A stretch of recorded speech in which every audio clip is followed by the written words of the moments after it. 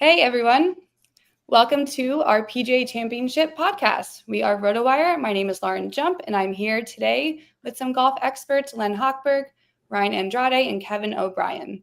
We're getting you ready for the 106th PGA Championship at Quail Hollow in Charlotte, North Carolina.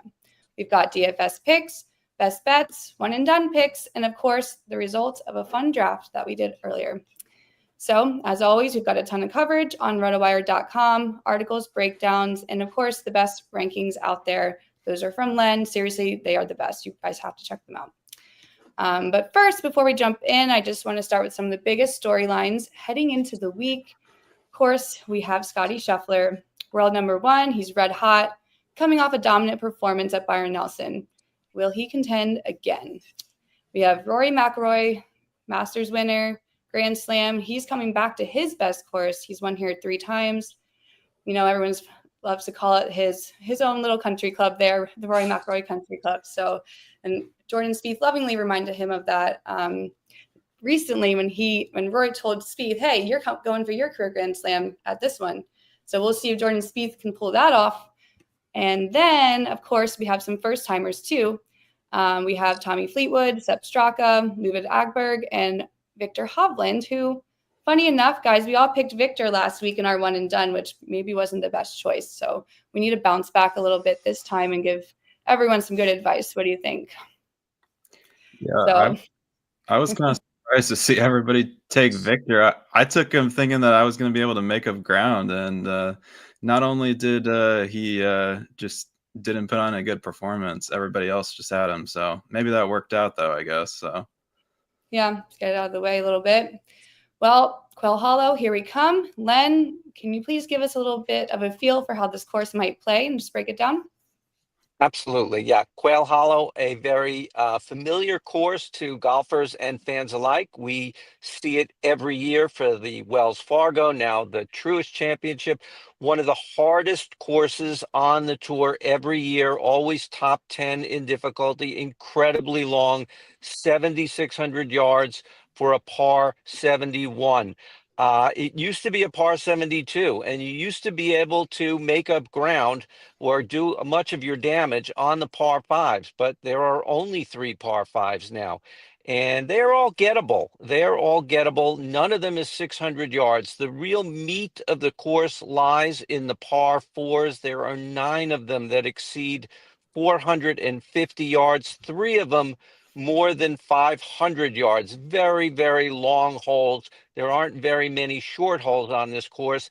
Of course, the feature of Quail Hollow, the finishing 3-hole stretch, the Green Mile, a very long par 4 of 520-something yards, a 220-yard plus par 3 with water, and then more water on 18, a par 4, almost 500 yards. I think every golfer right now would just sign up for par for 4 days on those 3 holes.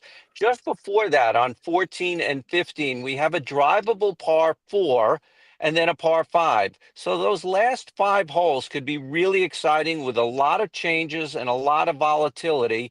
And it definitely favors the longer hitters, especially with the rain that we've been having there on Monday and on Tuesday, though it is expected to dry out and be pretty rain-free or almost completely rain-free for the tournament proper. Well, I hope so, because of course today that wasn't the case. And the same weather is affecting me a little bit here too. So hopefully I can stay online here. But I'll be going to the tournament on Saturday. Can't wait for that. Nice. So that should be pretty cool. In the meantime, how about some DFS picks? Maybe we can dive into, Len, you want to go first with the $10,000 range? Yeah, well, I don't think there's any mystery here. I mean, the 3 guys at the top, Scheffler and Scheffler, McIlroy, and DeChambeau, in order of their betting odds, their DraftKings DFS price, they are the overwhelming favorites collectively. The fine site datagolf.com has the 3 of them with a 35% chance that the winner will come from one of the 3 of them. I don't know if you can go wrong picking any of them. Scheffler will really compromise your DFS budget at $13,400. The other two more manageable, McIlroy at 12.2 and DeChambeau at 11.5. I've even managed to put together one DraftKings lineup so far that has McIlroy and DeChambeau in there together. And with prices going down into the 5,000s this week, it is doable. You'll have to decide for yourself how low you want to go. But I think those three guys are the clear favorites. I'm not breaking any news here, and I don't think it would surprise anyone if any of them won this tournament. Yeah, it does sound like everyone's in consensus this week that one of the top guys might really come away with this trophy, but maybe not. Kevin, you have anyone in the $8,000 to $9,000 range that could work for DFS? Yes, I do. I'm going to actually go pretty much to the very bottom of that range. The first guy I'd like to mention, Patrick Reed. The live golfers outside of Bryson, him certainly left a lot to be desired last time out. But he has the best average finish at Quail Hollow over the last 6 years. Granted, it's been a while, but that track record is really nice to lean upon. He's got the elite around the green game, of course. That's maybe not the distance you want out of him that you're going to get from some of the other guys, but that's still going to play very well as he gets in tight. And he has a Ryder Cup team to play for and very few chances to do so. So I think he's really going to be on top of his game this week. The next guy on the list is going to be Sepp Straka. I know we're all aware that it's tough to go back to back. Just won, 2 days ago. But I think he's a value based on pricing alone.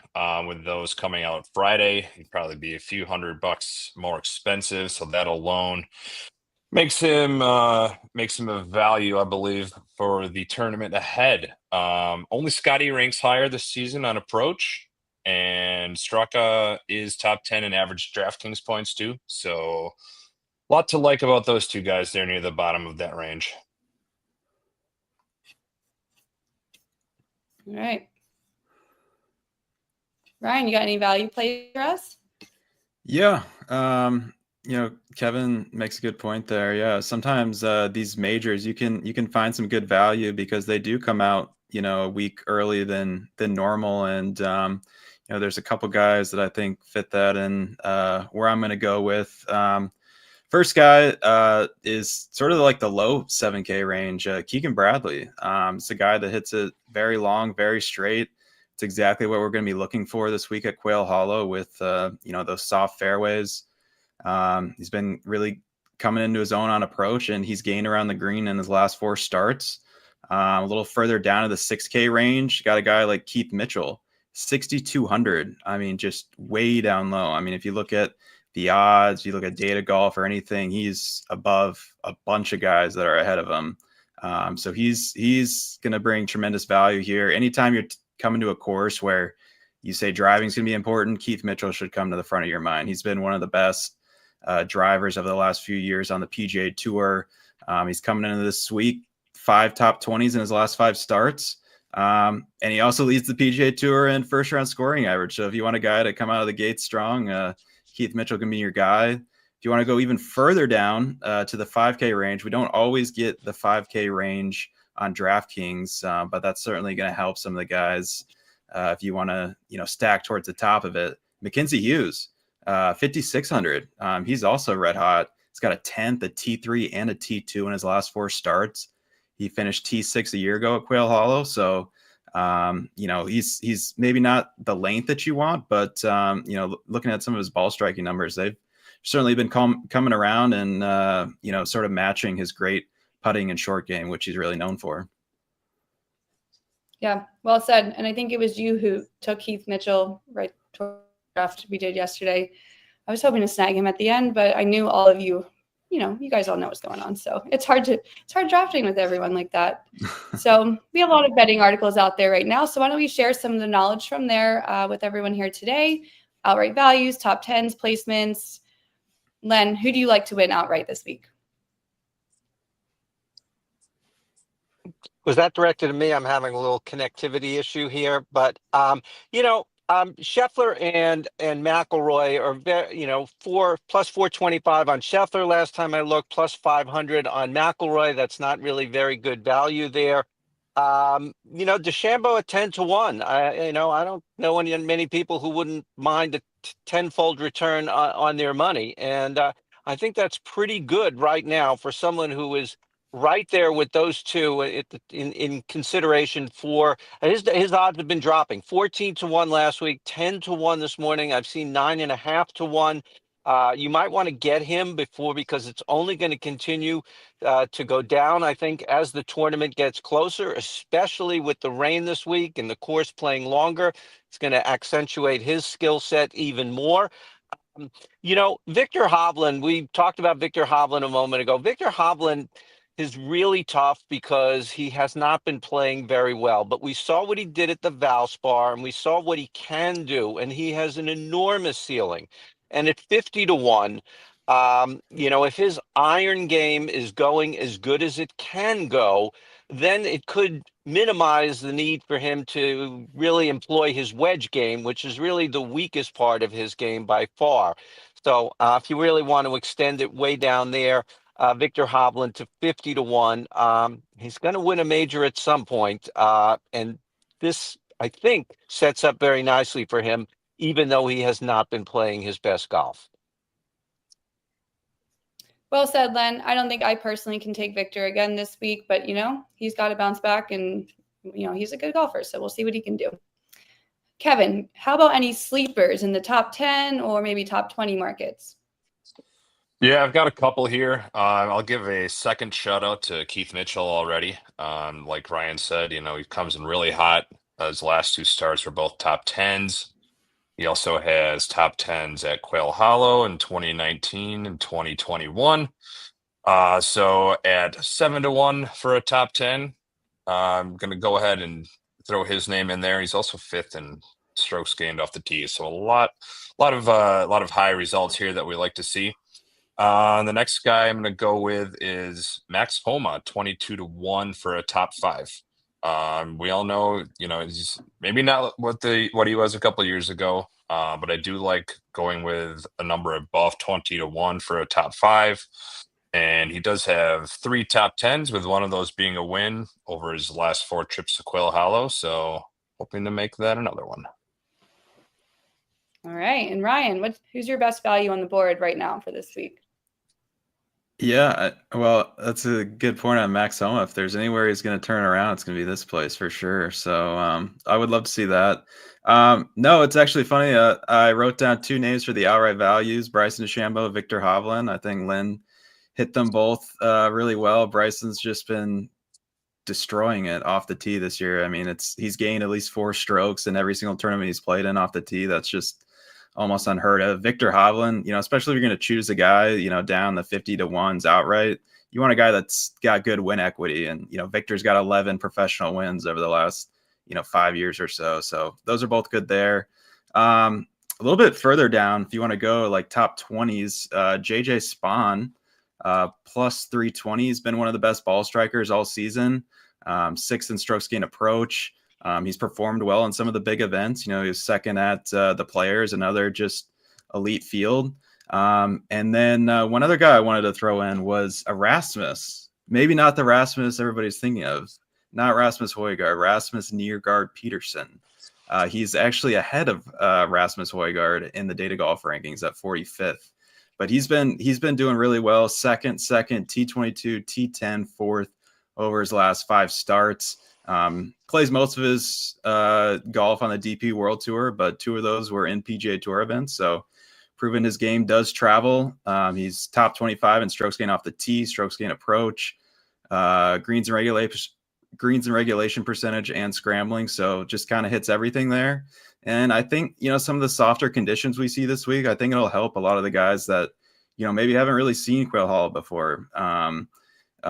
Just sort of help them pick a line and fire, not worry about the ball running away too much. So, he's plus 450 for a top 20, and I think he's got a decent shot at it. Awesome. Good stuff, guys. Really appreciate all the advice. And just a reminder, I don't know if I said this earlier, but if anyone does have any questions, please leave it in the chat. We will answer it if we can. All right. So then we did a draft yesterday. So why don't we review that now? It was what, 8 rounds? 8-round snake draft? 8 rounds, yep. 2 more than the Masters one. So we did that hoping. Who won the Masters one again? We should probably just recap that real quick. We split it, as I remember, because Ludwig Aberg just decided he forgot how to play golf on the last hole. So that helped me out. But yeah. Yeah, thanks, guys, for that win. I don't think it's going to be me this week. I got to say, I don't think my draft is the best, but you do have Shane Lowry, though. So well, that's a staple of the Lauren Jump team. So absolutely. Okay, so wait, are we sharing the screen with the draft? Does someone want to do that? Let's.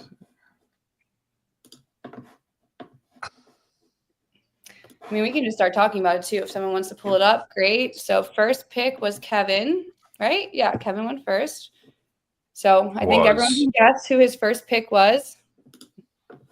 Really I will say that I mean, he's not exactly the layup as he was for all these previous editions of this. I mean, as we've been saying, Rory and Bryson are right there, but I'm willing to pass on Rory, and at the end of the day, I just couldn't pass up my bearded brother. So Scotty Scheffler, number 1. All right, well, walk us through your team a little bit. I mean, are there any other picks that stood out to you as like you were really excited to get that person really low, or vice versa? Yeah, and we'll post the results on Twitter after we're done here. But yeah, it's always an advantage going first, I think. I mean, it's pretty obvious in most golf pools I do.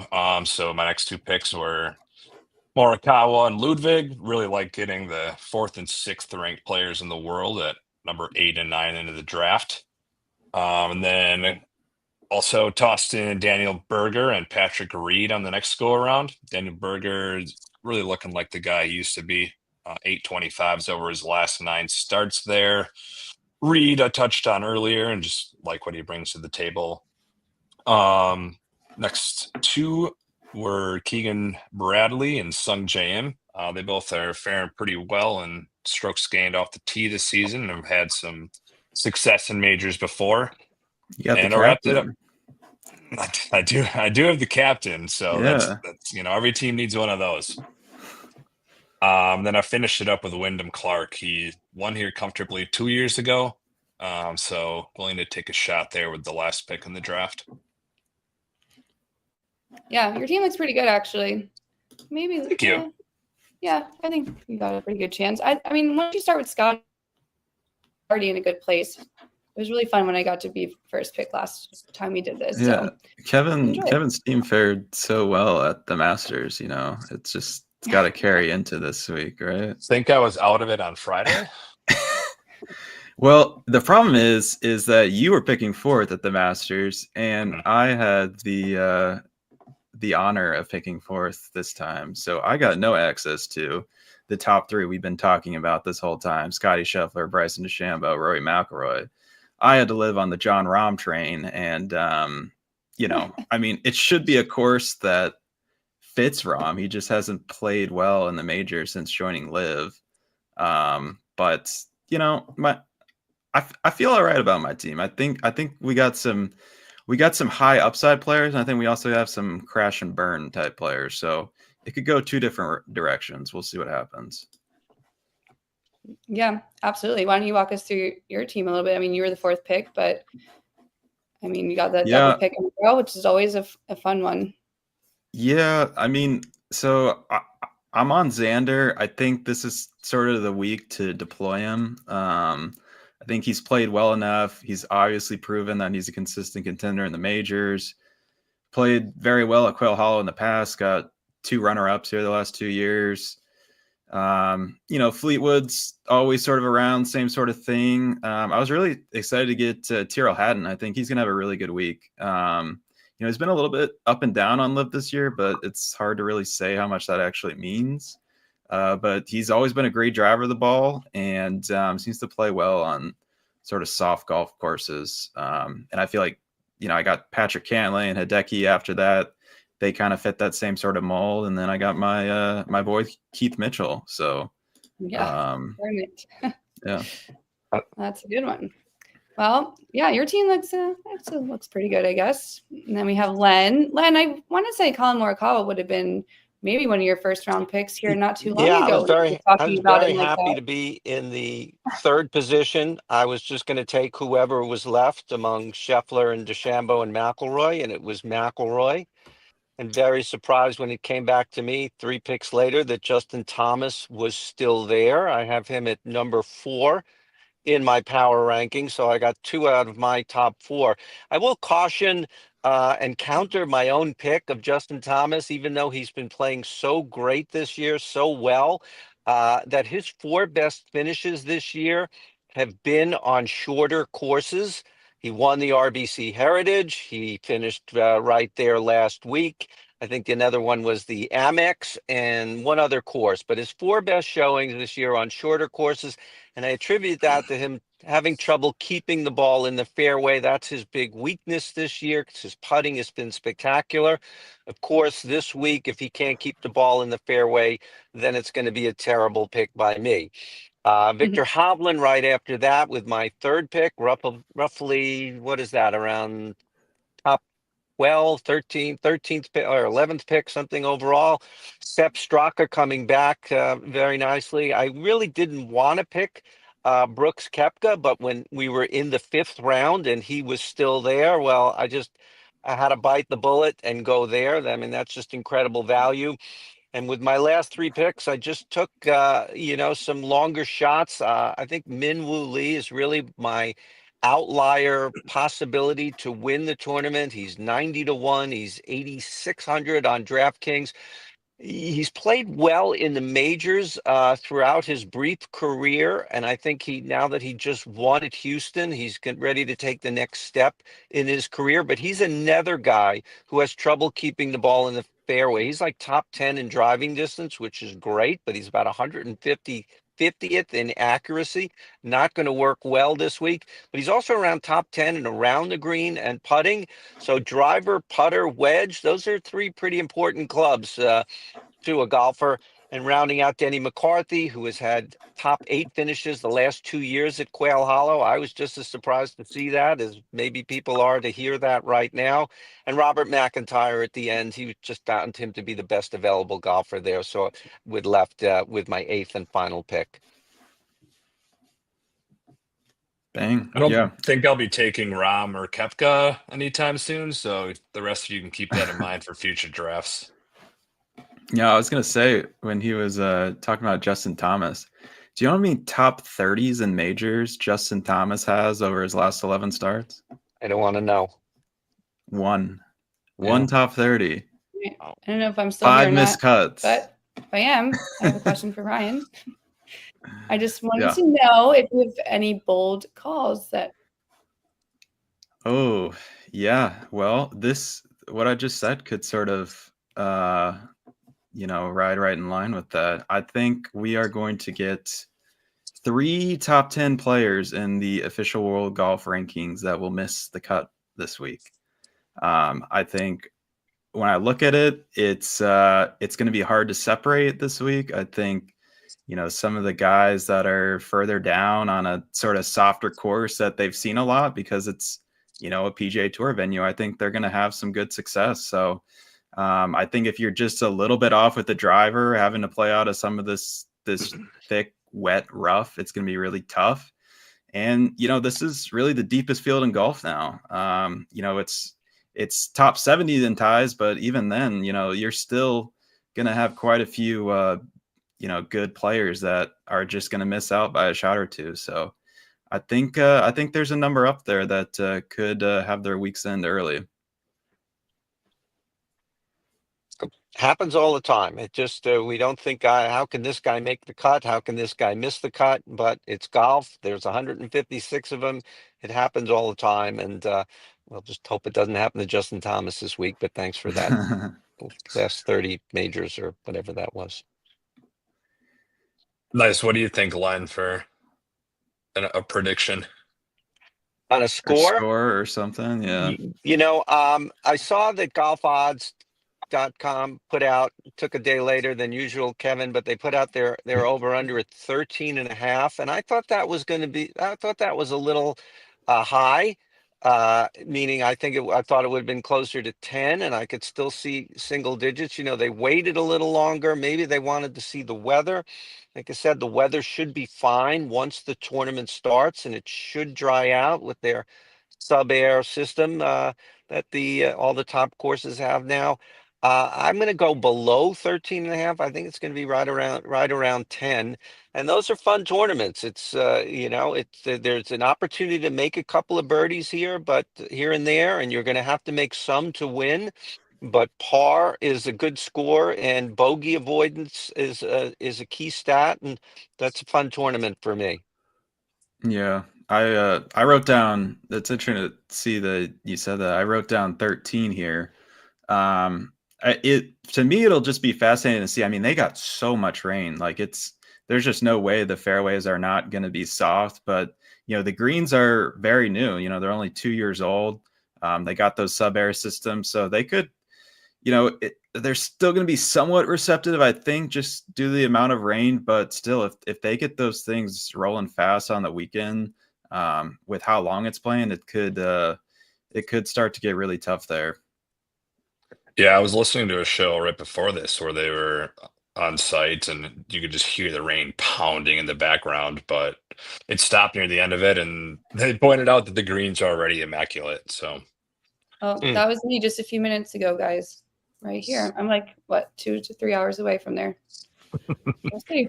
Well, hopefully it holds off for you when you head over there on Saturday, right? Saturday, yep. All right.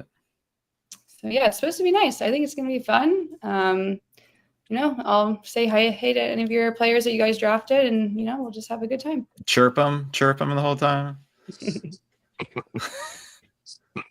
I'm sure John Rahm would love being chirped on my team. I'm sure he would respond. Just John Rahm and Tyrrell Hatton, they would eat that up, I'm sure. So I think Patrick Reed would really enjoy that, actually.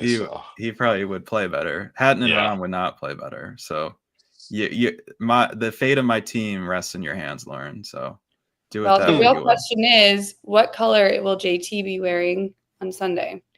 Can you think of the color he wore both times he won this? Wasn't it pink? It was pink, right? Yeah. Yeah. Okay. Couldn't help but notice that myself. So we'll see. Well, he's got pink on Sunday. Could be a sign. Could be over. Yeah. Might have to go back and bet him after he makes the cut.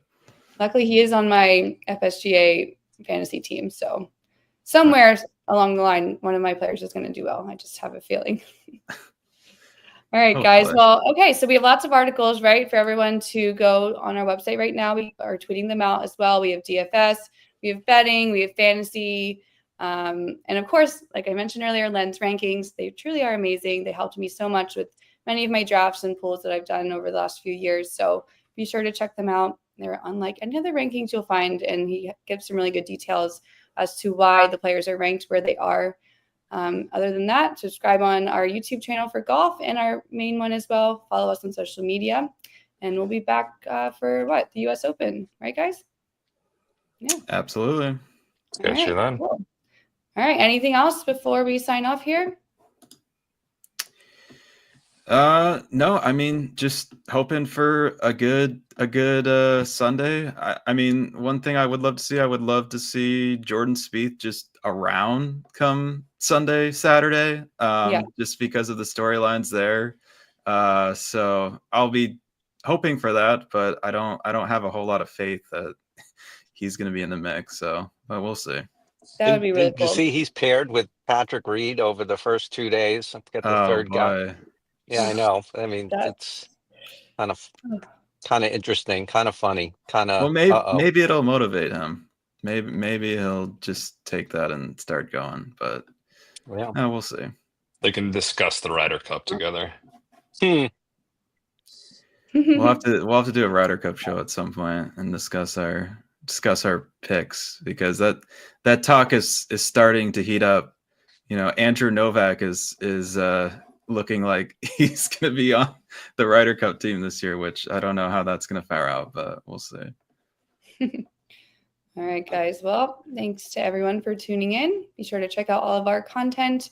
Hopefully the Green Mile is kind to all of our picks for this weekend, and we will see you next time.